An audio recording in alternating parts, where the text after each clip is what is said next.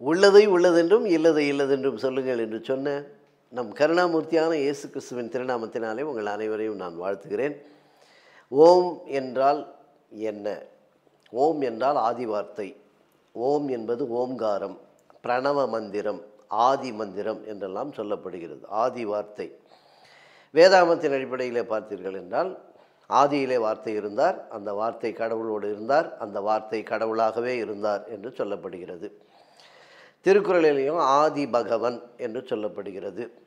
ஆதி, endless, alpha omega என்று வேதாகமத்திலே சொல்லப்படுகிறது. ஆதியும் அந்தமுமானவர் என்று சொல்லப்படுகிறது. முடிவும் ஆரம்பமும் இல்லாதவர் என்று சொல்லப்படுகிறது. அப்போ அந்த ஆதி என்றால் ஆரம்பம், பிரணவம் என்றாலும் அது பிராண அப்படின்னாலே என்ன? உயிர் மூச்சு, ஜீவன். அந்த ஜீவனுள்ள வார்த்தை என்று பொருள்படுகிறது. அப்போ ஆதி வார்த்தை என்பது தான் ஓம் என்று சொல்லப்படுகிறது. ஓம் என்பது ஒரே ஒரு சொல்லா என்றால் இல்லை, 3 சொற்கள் அடங்கியது. 3 சொற்களும் ஒரு எழுத்தில் அடங்கியது. ஆ, உ, இம். ஆ என்றால் சிருஷ்டிகர்த்தா, உ என்றால் ரட்சகர், இம் என்றால் காக்கிறவர், பிதா, குமாரன், பரிசுத்தாவியானவர் என்று கிறித்தவம் சொல்லுகிறது. அப்போ இந்த ஆ, உ, இம் 3ம் இணைந்தது தான் ஓம் என்று சொல்லப்படுகிறது.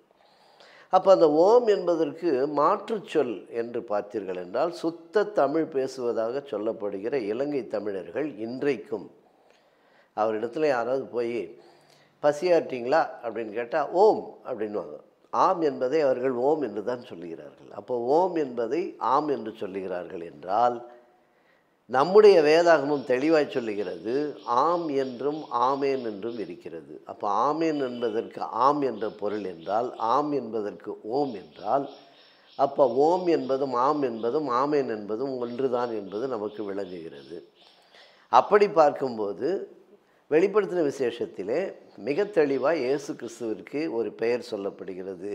ஆமேன் என்கிறவர் சொல்கிறதாவது அப்படின்னு அர்த்தம். ஓம் என்கிறவர் சொல்கிறதாவதுன்னு அர்த்தம்.